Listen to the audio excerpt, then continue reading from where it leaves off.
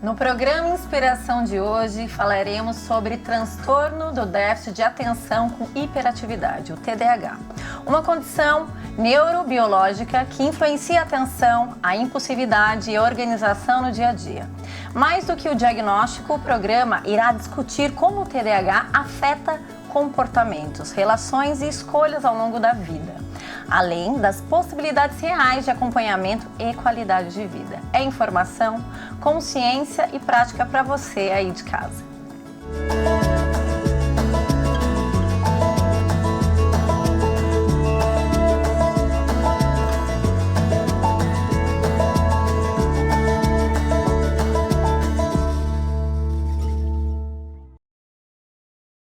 Para aprofundar a conversa sobre TDAH, vamos tratar de desenvolvimento, comportamento e desafios do dia a dia, com um olhar técnico, acessível e baseado em evidências. Quem contribui com a nossa reflexão hoje é Rebeca Louise, terapeuta ocupacional e psicóloga infantil, que nos ajuda a entender como o TDAH se manifesta e como pode ser acompanhado ao longo da vida. Seja muito bem-vinda, Rebeca. Muito obrigada, é um prazer estar aqui. Rebeca, fala pra mim, quem nunca pegou e falaram assim, ai, TDAH, né? Eu passo por isso, só que eu não sei se eu tenho, tá? Então, tem várias formas, né, de a gente saber qual é o seu tipo de TDAH, né? Sim, na verdade, o TDAH, ele é uma condição neurobiológica, como você já pontuou ali no início. E ele tem várias formas, várias manifestações, ele tem características diferentes e elas, inclusive, variam também durante a vida. Então, é um mito, né, esse mito de ficar... Ai, todo mundo é um pouquinho TDAH, isso não é verdade, o diagnóstico é algo feito de forma específica. Sim. E não, né, não tem essa de todo mundo é um pouquinho TDAH. Exatamente. Então, quando a gente está falando, além do rótulo, fala um pouquinho sobre a questão do TDAH, porque parece que é uma coisa tão atual, né? Sim. Porque antigamente a gente não tinha essa... né? A gente falava que a pessoa ela era, às vezes, acelerada, Sim. usava outros termos, né? Fala pra mim, como que surgiu essa questão desse termo do TDAH? Tá. O diagnóstico, ele tem sido mais acessível, acho que por a gente entender mais como é feito o diagnóstico, os profissionais estão se aprofundando mais, entendendo mais como ajudar essas pessoas. Acho que tudo que a gente consegue dar nome é mais fácil desenvolver estratégias, tratar, né, o que está trazendo prejuízo para a pessoa. Então, são pessoas neurodivergentes, ou seja, aquele cérebro funciona daquela maneira. Não existe cura. A gente não pensa quando a pessoa precisa de tratamento médico. Não é que ela está buscando uma cura para o TDAH. Exatamente. E sim minimizar prejuízos, minimizar sintomas que podem estar afetando a vida daquela pessoa. Então, o TDAH não vai embora, mas ele muda de formato, ele muda de característica durante a vida. E é importante que em cada fase os sintomas, os prejuízos sejam reconhecidos exatamente para a pessoa ter acesso ao que ela precisa de fato naquele momento. Então, a criança... Ele, na verdade, é uma divergência, como outras, que nem, por exemplo, o autismo, né? Você precisa entender o que realmente você tem, até para que você possa buscar caminhos para que você possa viver com qualidade de vida. Exatamente, né? É isso, é o que eu falei, o cérebro, ele funciona daquela maneira, é uma questão neurobiológica. Então, é sim um transtorno neurodivergente, como o autismo. Sim. Tem espectros também, né? É um espectro, como a gente fala assim, do autismo, existem níveis, existem características, então quanto mais informação e um diagnóstico certeiro a gente tiver, melhor vai ser a busca pela qualidade de vida. E o diagnóstico, ele é tão importante quanto para a pessoa, quanto para quem está ao redor, né? Para que o outro também tenha um olhar de empatia, né? Para toda essa situação. Existe muito estereótipo, muita dificuldade de entender que aquilo não é preguiça, não é falta de vontade, não é uma pessoa super desorganizada, bagunceira. Então, os estereótipos, eles atrasam muito chegar nas estratégias corretas. Vamos aproveitar que você está falando disso, vamos falar de mito? Porque tem muito mito envolvido em torno da questão do TDAH. O que tem de mito que a gente precisa quebrar? Tá. A gente precisa quebrar que toda pessoa com TDAH vai ser aquela extremamente agitada, que sai pulando para todo lado, que tem essa característica de extrema agitação. Isso não é verdade. Não é algo assim, nossa, que é interessante talvez ter TDAH, porque aí você é acelerado, então você consegue fazer muita coisa. Não necessariamente. Existem prejuízos, né, que trazem essa agitação, essa falta de de foco, essa dificuldade de se organizar, vai trazer prejuízos para a pessoa. Então, existem mitos também de romantização do TDAH. E não é todo mundo que tem, né, com certeza. Mas acho que é por aí, os mitos são mais esses. Tá. Né? E assim, o TDAH tem as divergências, as variações, vamos dizer assim. Fala um pouquinho sobre isso pra gente. Tá.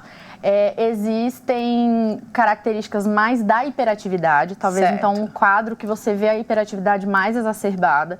Existe o quadro que a desatenção ela é mais forte e existem quadros mistos também.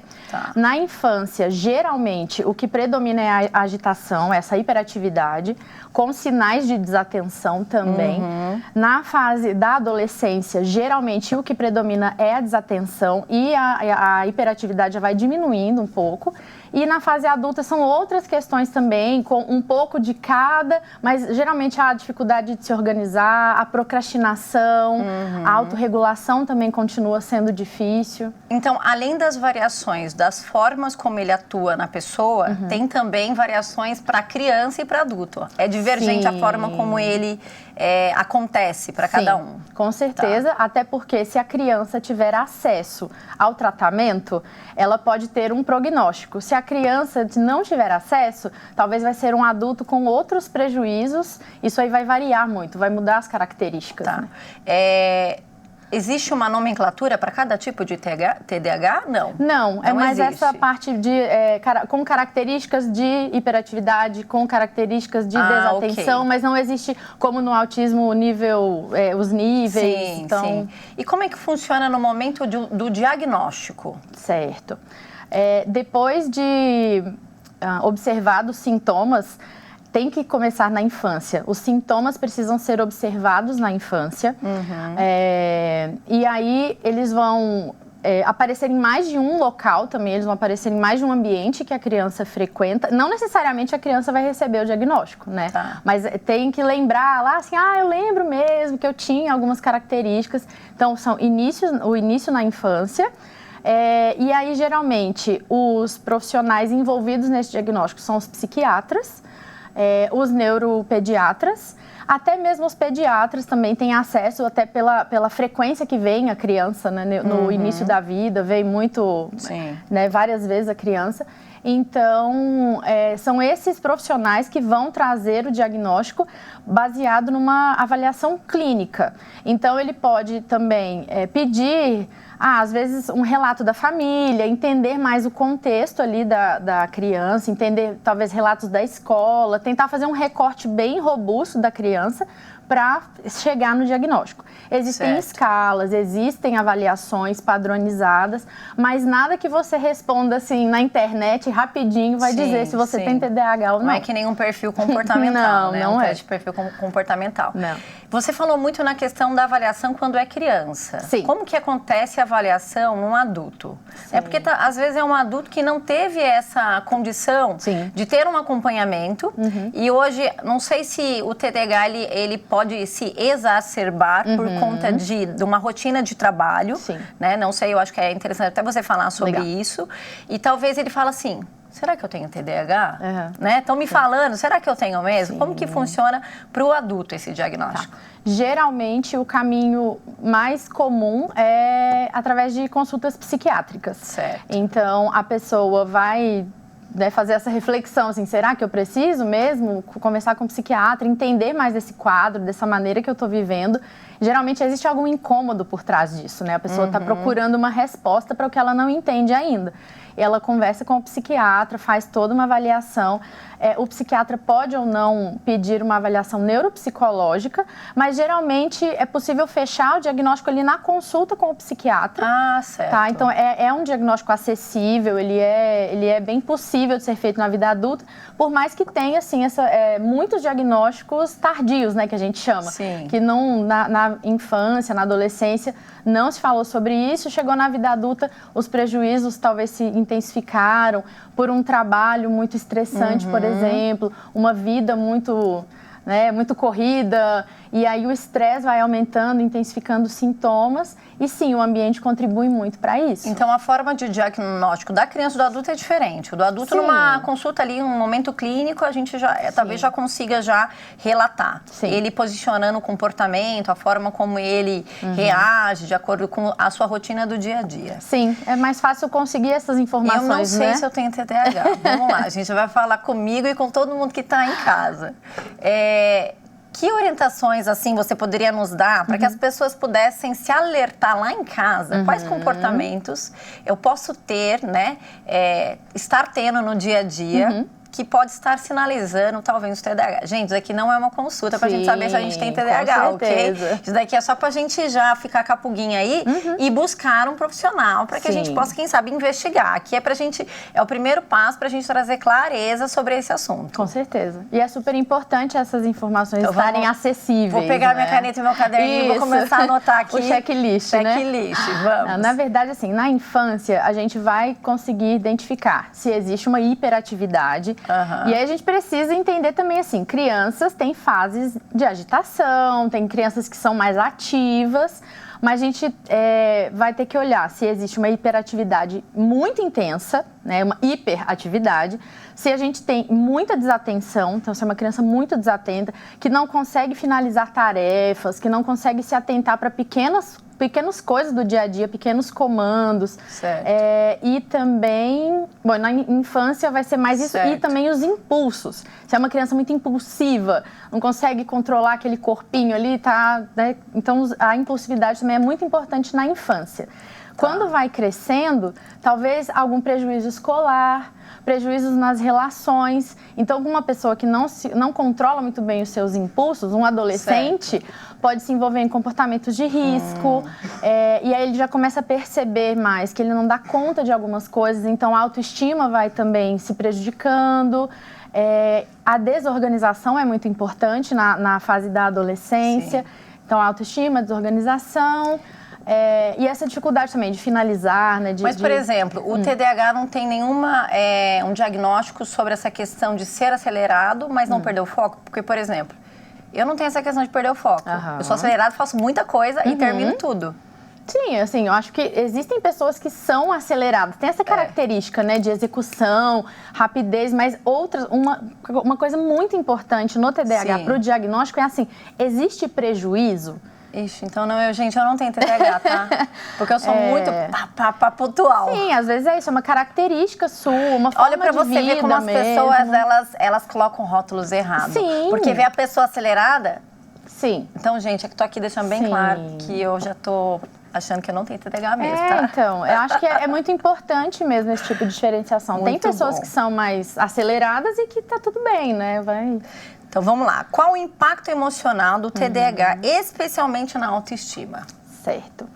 Talvez a gente se refira mais a uma questão de adulto, né? Isso, adolescência, adulto. Eu entendo, assim, que a criança ainda está ali na formação, né? Na formação até da percepção própria. O adolescente, ele já começa a perceber que ele não dá conta de muita coisa. Então, e talvez também já cresça com estereótipos. Você é muito desorganizado, você é muito preguiçoso, você é muito isso e aquilo. Então, tudo isso vai culminando em questões difíceis de lidar, pela percepção de que eu não me organizo, eu não consigo terminar um curso que eu começo, eu não consigo estudar. Ou às vezes vai mal na prova, né? Porque vai procrastinando o estudo. Então, a procrastinação é muito importante no adulto também. São adultos que procrastinam muito. Ou então são tão acelerados que querem fazer 50 coisas ao mesmo tempo, mas não vão dar conta. E aí, quando não finaliza uma coisa, fica frustrado porque não conseguiu finalizar, pensa que não dá conta. Então, uma coisa vai puxando a outra, sabe? Ou até os amigos ali no meio pode estar falando, mas você não termina, ou não chama para o grupo, né? Acontece então, isso, é a autoestima e essa frustração também, né? E na vida adulta, quais os principais desafios? A organização, com certeza, encontrar estratégias para se organizar, encontrar estratégias na vida social.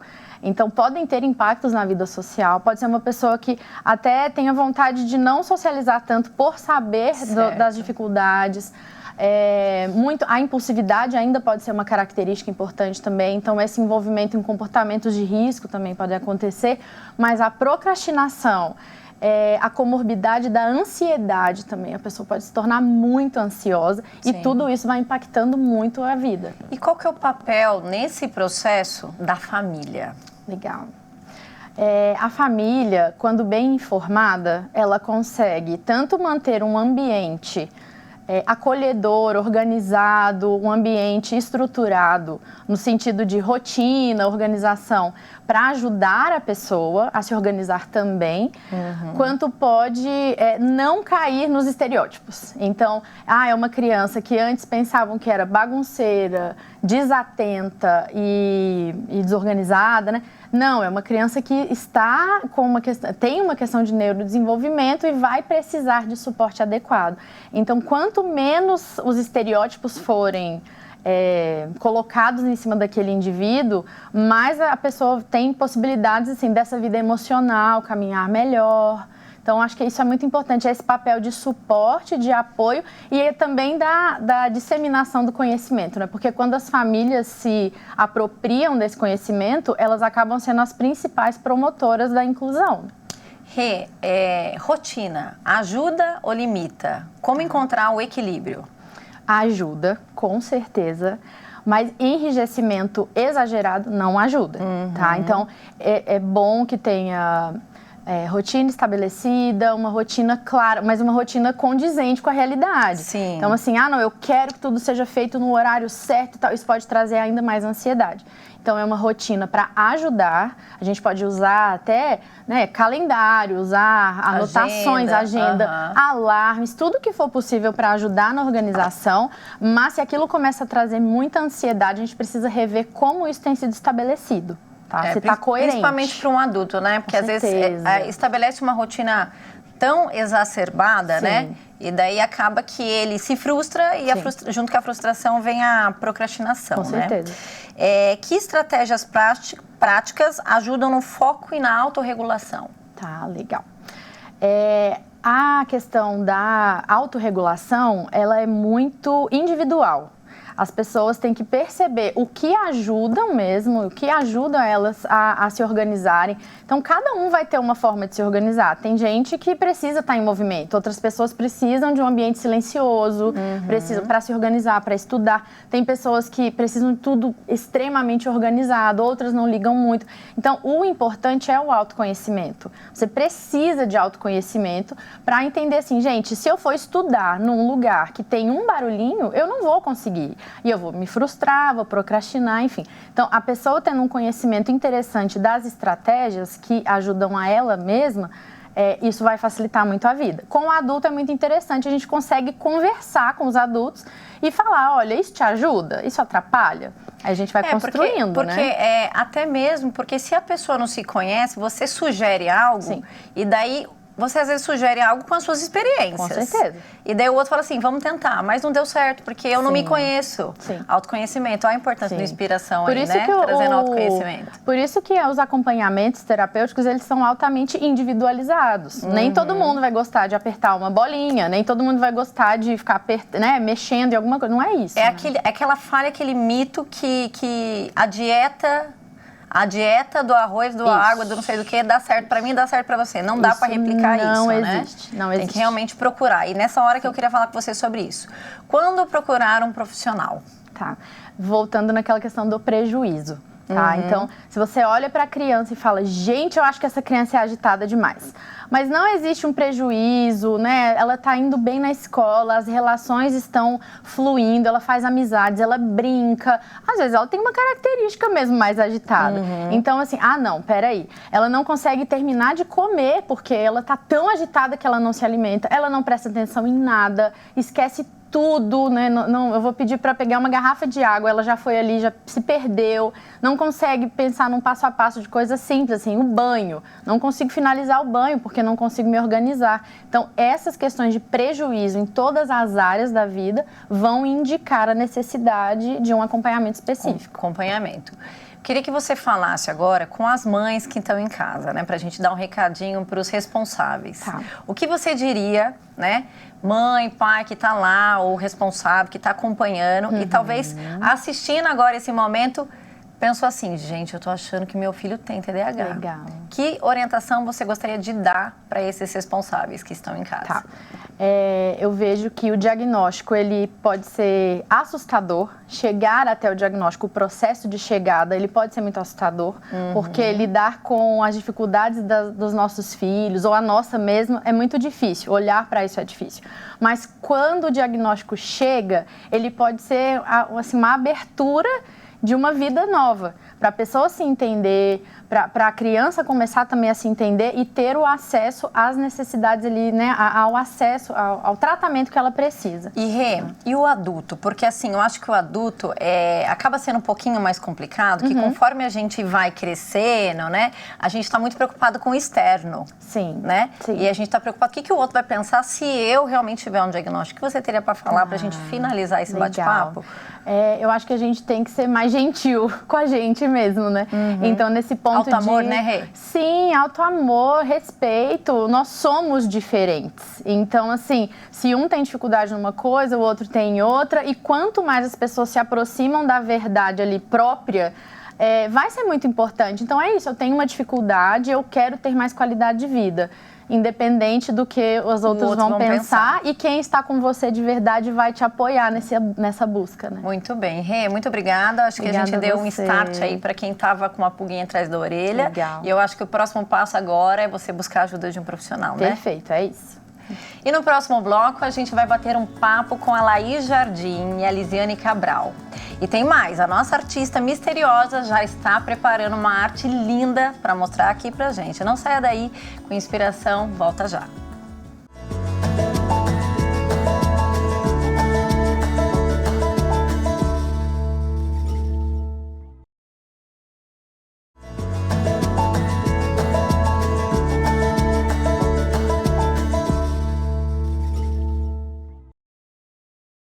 Seguimos com o nosso bate-papo dinâmico e interativo sobre TDAH na rotina real. Recebemos Laís Jardim, pedagoga e neuropsicopedagoga, e Lisiane Cabral, pedagoga e psicopedagoga e educadora parental. Vamos falar sobre estratégias simples, mas aplicáveis e muito úteis para viver com muita qualidade de vida. Então, por isso, meninas, sejam muito bem-vindas. Obrigada.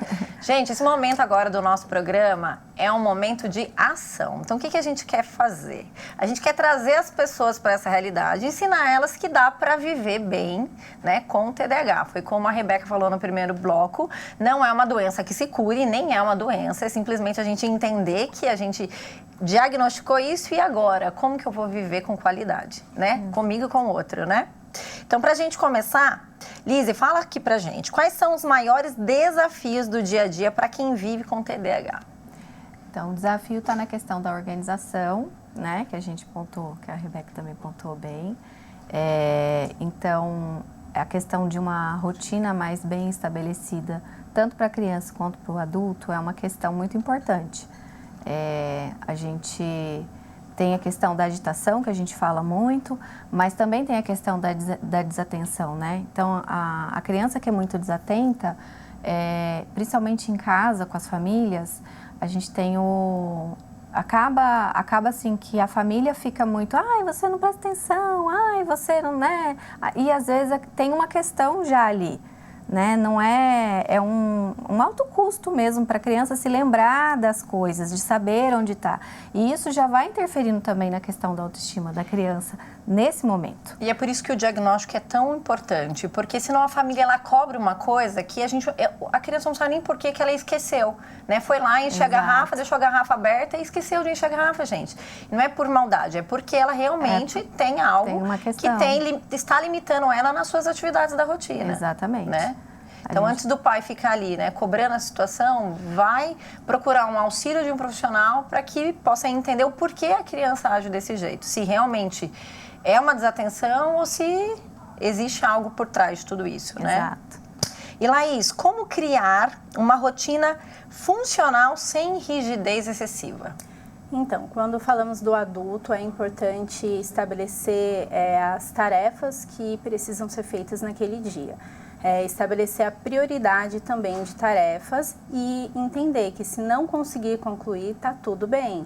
porque muitas vezes não consegue concluir e aí vem aquela culpa de não dei conta de fazer tudo, né?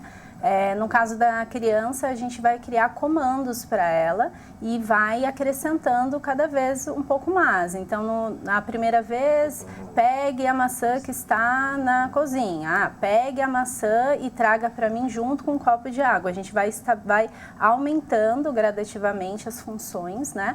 E isso vai se ser estabelecido nessa rotina, né? O que vem depois do que, para que a criança não se esqueça. Falando pela questão do adulto, na questão da rotina, onde você acha que ou a Laís ou a Lise pode comentar sobre isso, onde que se peca mais quando é uma pessoa já que tem o TDAH, que estabelece uma rotina e acaba que se perde? Onde que está aí a questão do erro, da falha?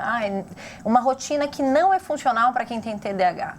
Eu acho que é a questão da rotina rígida, né? Rígida demais. Porque assim, tudo bem, a gente precisa se organizar, né? Então a gente precisa estabelecer estratégias para se organizar, para não se perder, principalmente quem tem essa questão de desatenção mais importante. Mas se a gente é muito rígido nessa organização, a frustração vai vir, a ansiedade vai vir em dobro. Então você vai acabar se desorganizando mais dentro da sua própria organização, né? Então é mais por aí.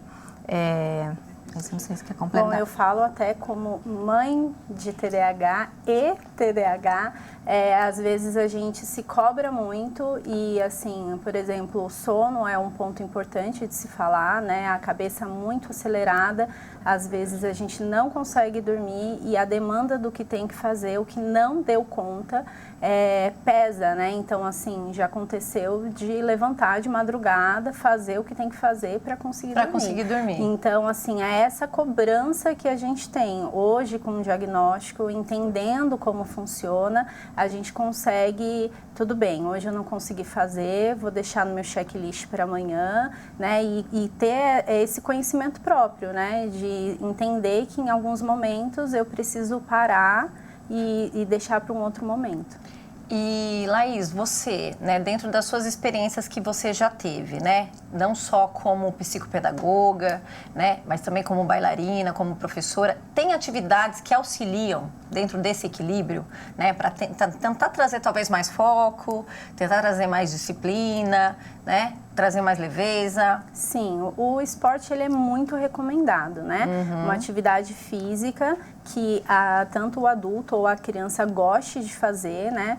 Porque a gente fala que se a gente cansar o corpo, né, trouxer esse momento, a criança ela vai conseguir dormir, ela vai conseguir ter o foco, ela gastou energia naquele momento e vai conseguir focar em outras coisas também, né? É importante trabalhos com respiração, né? A criança, a gente fazer algum momento com ela para que ela consiga entender que, olha, nesse momento eu me desregulei, como eu passo por ele. Então, ela vai ter algumas estratégicas, né, que até os terapeutas vão poder passar. Sim. E vão ensinar essa criança como agir nesse momento. E trazer essa rotina para dentro do dia a dia para que possa virar realmente uma ferramenta para quando acontecer isso, né? É um ponto ela de aplicar, equilíbrio, né? ponto de equilíbrio, Isso. né?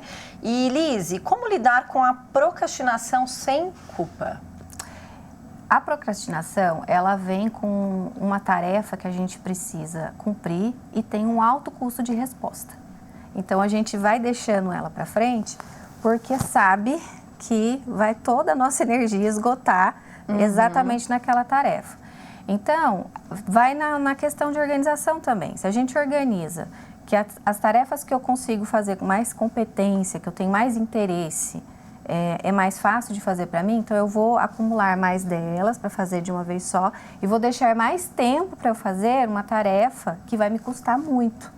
Porque senão ela entra na minha rotina e eu não dou conta dela, e eu não dou conta dela de novo, eu não dou conta dela de novo, vai me trazendo ansiedade, aí me dá insônia, e aí, né? E aí eu vou me sentindo mal, porque eu acho que eu não dou conta, porque eu não consigo. Vem todo esse pensamento em cima por conta de uma organização que faz sentido. Porque assim, eu preciso cumprir essa tarefa, eu sei que eu preciso fazer essa tarefa, mas ela me custa muito, ela é muito difícil para mim. Então vai no autoconhecimento também, né? Dentro dessa perspectiva, né? Eu preciso saber onde eu tô. Quando a gente fala de procrastinação, né, olhando para o adulto, né? A gente tem diversas áreas na nossa vida. Sim. Você acha que talvez o adulto, que foi o que a Rebeca até falou, a questão do autoconhecimento, porque às vezes ele está num lugar profissional fazendo algo que não é para o perfil dele, para a divergência dele, Exato. que é como se ele estivesse nadando contra a maré mesmo, Isso. né? Porque às vezes não é nem questão assim, não é que eu procrastino, é que eu não gosto de fazer isso. Eu tô no lugar errado. Tô no lugar errado. Não tem isso errada. também? Sim. E assim, daí você olha para o lado profissional, né? E você procrastina por quê? Porque você não tá ali feliz fazendo o que você tem que fazer. E às vezes numa área de atividade física, né? O cuidado com a saúde, com o corpo. Às vezes eu tô fazendo uma aula de alguma coisa que todo mundo tá fazendo, mas também não gosto. Daí eu acabo assim, não vou. Daí vem a procrastinação. O conhecer mesmo, o que é para mim, né? E aí você tem que tomar medidas autorregulatórias para você lidar com isso. Porque, eu estou procrastinando, mas é uma tarefa que eu não tenho saída. Eu ainda preciso cumprir com ela. Então, eu vou precisar dar uma pausa, eu vou precisar fazer uma atividade física, eu vou precisar de um momento de autocuidado, talvez eu precise de fazer uma terapia, né? Para conseguir organizar a minha cabeça para dar conta dessas funções. Tá, né? Falando de organização, Laís, organização é possível para quem tem TDAH? Porque eu acho que você pode falar muito bem, porque você tem, o que você usa, você pode até expor aqui, né? Como você se organiza e também com a sua filha, como que você faz, é possível, né? Para que as pessoas também possam se inspirar naquilo que você traz para a sua realidade. Então, é importante ter estratégias, mas também conhecer o perfil de cada um. Então, eu uso muito o calendário no meu celular e tem que apitar tudo, os lembretes, para que eu consiga fazer as coisas. Senão, tem um momento que me sobrecarrega e eu apaguei da mente. Então, se eu mantenho esse checklist, né, o que eu tenho em cada horário, o que é prioritário hoje, hoje eu não posso esquecer de tal assunto. Eu tenho que anotar e isso fica registrado, que é importante para mim. No caso, né, que com a minha filha, ela tem rotinas que ela precisa cumprir. Eu vejo que a atividade física para ela ajuda muito, porque ela também tem a questão da ansiedade, que é uma comorbidade dela. Então, é importante ela gastar energia. Então, a gente precisa estabelecer as rotinas que funcionam, que são funcionais, porque não adianta criar aquela ilusão de que se funciona para o outro, vai ser igual para mim, né? Então, isso é muito importante. Entender o perfil. Não adianta insistir numa atividade que o seu filho não gosta de fazer. Você quer que ele gaste energia naquela atividade, mas ele não gosta. Então, vai ser muito difícil fazer. Então, é importante conhecer o perfil de cada um. Muito bom. Lise, como a família e a escola pode apoiar nesse processo? Eu acho que a relação escola e família é uma relação de muitas questões, né? Porque, assim, a utopia, né, o que a gente gostaria mesmo que acontecesse é uma relação de ajuda das duas partes, até porque o interesse mútuo, né, tanto da família quanto da escola, é o desenvolvimento da criança que está ali dentro, né? E a gente vê, muitas vezes, a escola jogando a responsabilidade para cima da família, né? A família tem que ir atrás, a família tem que fazer isso, e a família joga também a responsabilidade na escola porque não coloca a pessoa, porque, né? Não coloca um profissional capacitado para dar um auxílio, isso. né? Então, assim, fica assim, toma lá da cá, sabe? A gente até teve um outro programa aqui que a gente falou sobre autismo, e no autismo hoje se tem um profissional para poder estar junto, né? Ou se paga parte, né? Tem isso dentro da escola particular também, né? Tem essa questão. Sim. Agora, no TDAH, muitas vezes não tem, acontece isso na escola, na prática. Então, a gente às vezes precisa de uma pessoa de suporte, mas às vezes precisa só que a escola esteja mais aberta até receber, talvez, profissionais que essa criança já tenha, né? Então, assim, se as duas partes aprendem a conversar bem, a criança, que é a questão, né, que está ali com dificuldade, ela vai se desenvolver bem. A gente só precisa da consciência e da responsabilidade de cada um.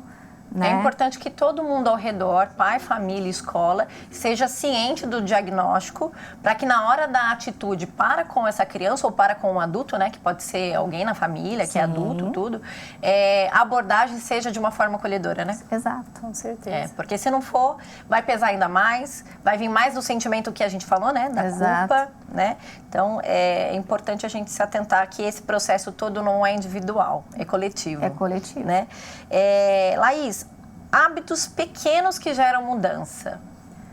Bom, hábitos pequenos. Entender que em alguns momentos eu preciso de uma pausa. Em algum momento eu vou precisar, no meu trabalho, sair, tomar uma água, mudar o ambiente e aí eu vou conseguir retornar e finalizar.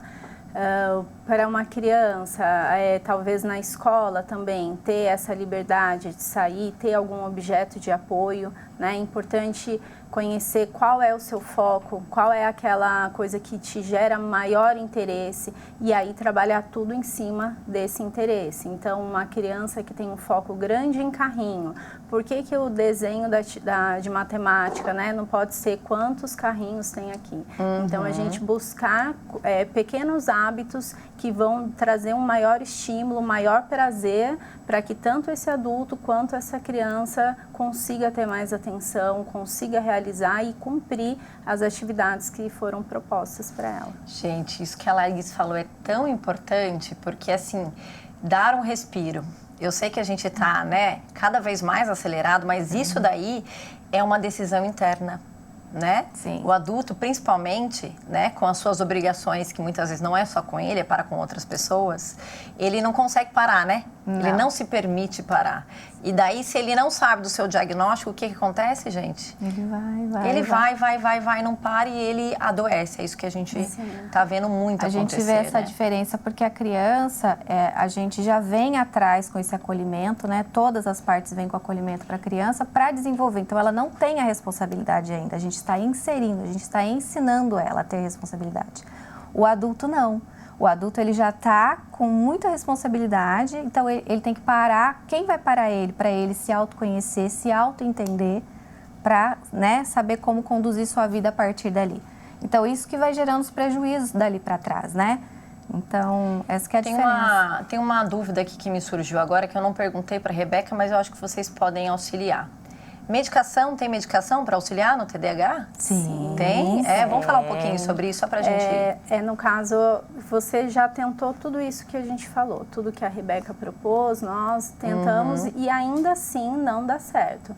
Então, a gente entende que precisa procurar ajuda. Existem medicações tanto para a ansiedade, né, que é uma comorbidade comum, quanto para a atenção, para o foco. Então, tanto para crianças quanto para adultos. Então, você sabe que aquele dia você tem muitas atividades difíceis, você pode tomar a medicação que vai te ajudar a trazer um pouco de foco para isso. E aí tem muito aquilo, eu vou dar o remédio para o meu filho e aí ele vai perder a alegria, ele vai ficar tão quieto que não é assim que funciona. A questão é encontrar a medicação adequada para a criança ou para aquele adulto, né? E a medicação, ela vai ajudar, claro, se necessário, se o médico achar que isso precisa. Gente, o que é muito importante, medicação não é você vai lá na farmácia, me dá um remédio para TDAH, que eu vi lá no Inspiração que tem medicação para TDAH. Pelo amor de Deus, já estou falando agora que você tem que buscar um profissional, como as meninas. Qual é o profissional, gente? É o psiquiatra. Ou neuro, tá? Para que vocês possam realmente diagnosticar, para daí tentar as estratégias. Exato, não deu certo, vamos buscar recurso para viver com mais qualidade. Falando em estratégia, as meninas agora vão fazer uma estratégia, uma prática para que a gente possa, com vocês aí de casa, entender melhor como viver com qualidade. Pode começar pela Liz ou pela Laís, como vocês quiserem. Agora é com vocês. De infância, né? Okay. Uma estratégia para a infância, né, dentro de casa. A gente começa essa percepção, primeiro, da agitação. Tem aquelas dinâmicas com um pote da calma, construir algo, quebra-cabeças, esse tipo de situação para a questão da agitação do corpinho. Porque a criança, ela tem um corpinho meio desgovernado, né, em alguns momentos. Então, ele auxilia nessa parte.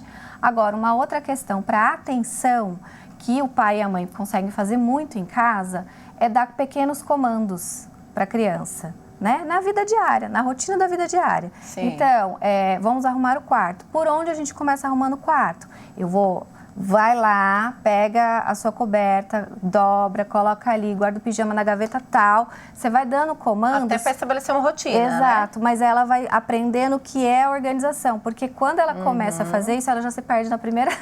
Ela vai dobrar a coberta e ela já não sabe onde ela está mais. Então, você vai aprendendo, vai esticando esse tempo de organização dela para ela começar a perceber, né? Onde que então ela tem que parar para ter atenção, para receber esse comando. E é uma coisa que dá para fazer em casa, todo dia. Tá, e daí você falou do quebra-cabeça. O que seria a ideia do quebra-cabeça? O quebra-cabeça já vem para a autorregulação da questão do corpinho mesmo. Eu estou muito agitado, eu não tenho atenção. Então, a questão, né? Trabalho da atenção, então, legal. As duas coisas vão se juntar ali. Então, eu vou ficar um tempo naquela atividade e eu vou trabalhar, só que eu preciso de encorajamento também, né? Para a questão de um quebra-cabeça, porque dependendo do nível de agitação, eu não consigo controlar esse corpo. Então talvez seja mais interessante pegar um quebra-cabeça nível simples. Mas daí aí a gente tem esses, o pote da calma, já viu? Né? Não. Que é um vidrinho, uma garrafinha que você coloca água, óleo, corante, coloca glitter, sabe? Que é aqueles que fica... legal. Então, isso aí são coisas São que acalmam. aqueles brinquedos para desestressar, né? Que tem vários dá para agora. construir isso Legal. em casa também com a criança. Laís, fala pra gente agora pro lado adulto, uma estratégia. Bom, o adulto, primeiro é o autocuidado, né? Ter uma pausa, ir ao cinema, sair com amigos, né? Dar aquela pausa na sua rotina, uma massagem, né? Algo que ele sinta prazer, né? Isso vai ajudar bastante. A questão do planner ou do celular, né? Agenda, como isso funciona. Um caderninho do lado da cama para, nossa, lembrei daquilo, eu vou esquecer amanhã. Anotou isso, rapidinho. Andar sempre com caderno. Isso é uma estratégia importante, ótima. né? Você ter esse momento de anotação do que você precisa fazer, exercícios para respiração, uma música mais calminha. Então, cada um vai entender o que funciona melhor. Existem pessoas, né, que é uma música, estudam ouvindo música, né? Então, você vai conhecer o seu perfil e entender como isso funciona. Funciona né? melhor para você. Ótimo. Meninas, eu adorei esse bate-papo. Acho que ficou bem claro a estratégia aí para o pessoal de casa. Dá para já começar a explorar as possibilidades e que as pessoas consigam aí buscar ajuda, porque eu acho que esse é o primeiro passo, né? Eu agradeço a participação de vocês aqui no Inspiração. Muito obrigada. E no próximo bloco, finalmente vamos conhecer a nossa artista misteriosa. Quem é ela e qual arte vem por aí? Não saia daí, o Inspiração já volta.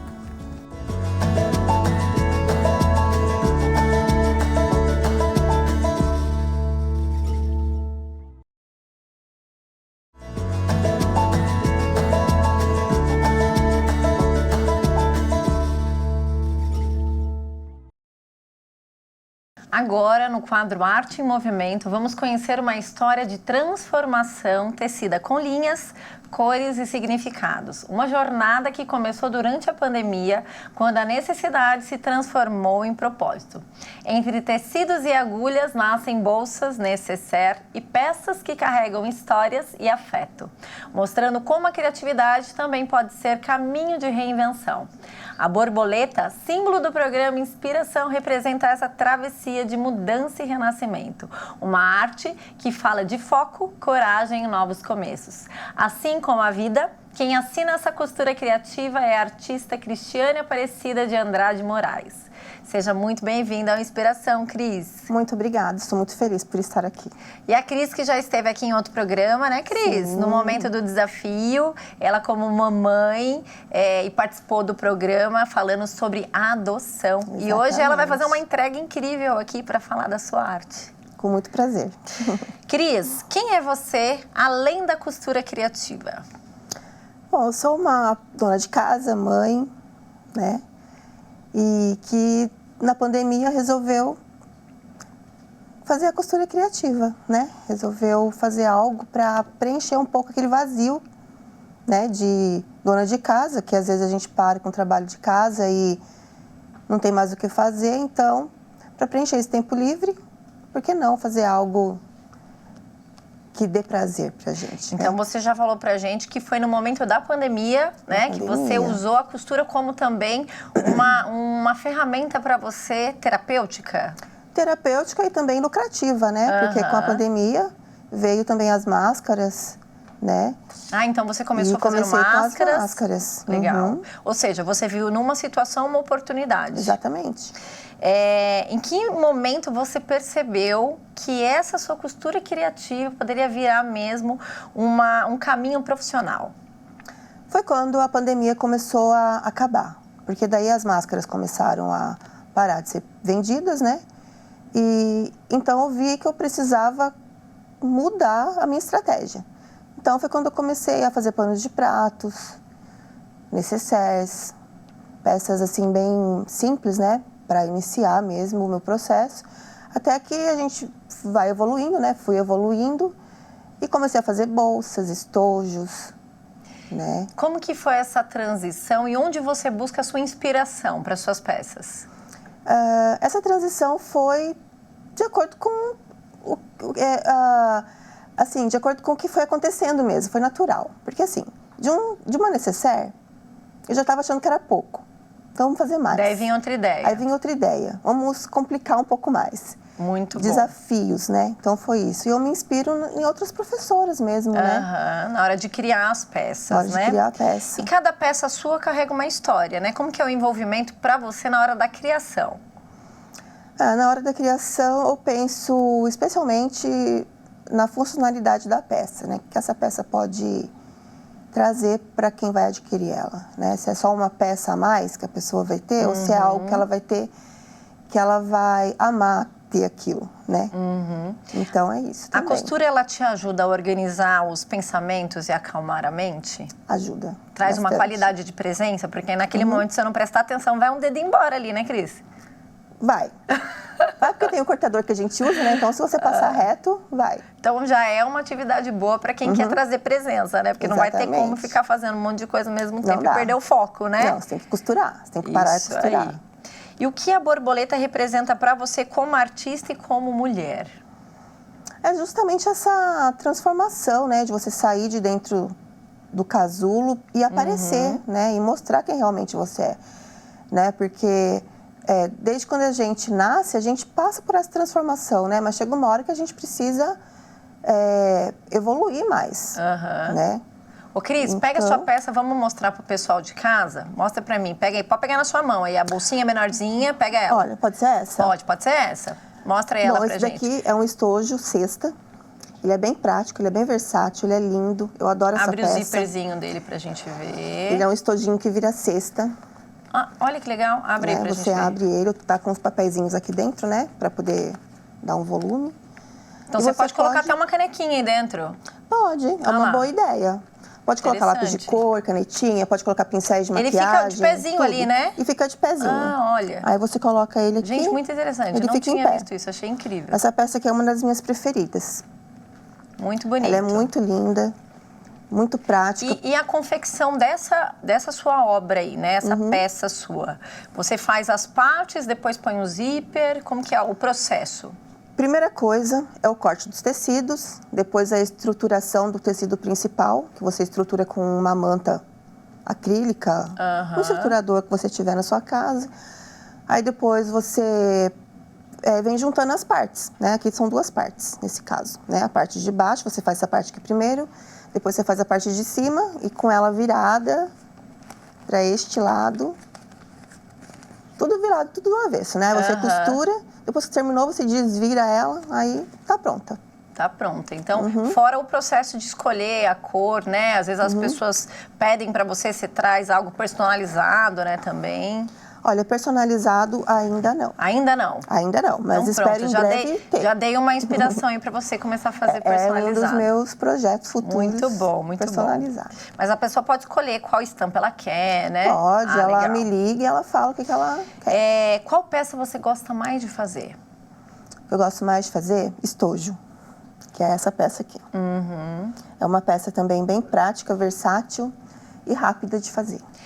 E Cris, vamos falar agora com talvez a dona de casa que está em casa, né? Porque às vezes ela está lá desmotivada, ela está procurando um caminho para que ela possa ocupar a mente dela e também, como você, uma forma de trazer uma atividade profissional que possa viralizar em uma verba para ela, né? Vamos falar com essa mulher. Eu queria que você desse um recado, porque você foi essa mulher que se descobriu lá na pandemia, que começou a fazer as suas atividades, as suas obras, e hoje está vendendo ela, né? Está vivendo profissionalmente da sua arte. Dê um recadinho para ela que talvez está lá desmotivada em casa. Bom, para dona de casa que está desmotivada, que pensa em começar a costurar, comece com uma máquina simples, não precisa ter muito investimento, um investimento muito alto. Vamos pensar que a gente quer ter um momento de prazer, porque a costura, ela nos dá um prazer. Ela é um momento assim que você se desliga do mundo, que está só você e a sua máquina. E a sua máquina vira sua amiga, né? A minha máquina, ela tem um nome, ela se chama Zizi. Olha lá, gente, Então, tá vendo? ela acaba se tornando a nossa amiga, porque assim, você está um pouco nervosa, está um pouco estressada, vai lá, costura qualquer coisa, não precisa ser uma bolsa. Cria uma relação com uma arte que te dá prazer. Exatamente, Muito com bem. isso você cria coisas que são E legais. dentro desse processo seu, quais desafios marcaram esse caminho e o que eles te ensinaram? Porque não foi sempre um mar de rosa, e não é, né? Não, não é até hoje. Os desafios são a gente poder mostrar o artesanato, o valor que o artesanato tem. Esse é um desafio muito grande, porque hoje em dia, né, vamos ser sinceros, né? Eu tô falando isso por mim.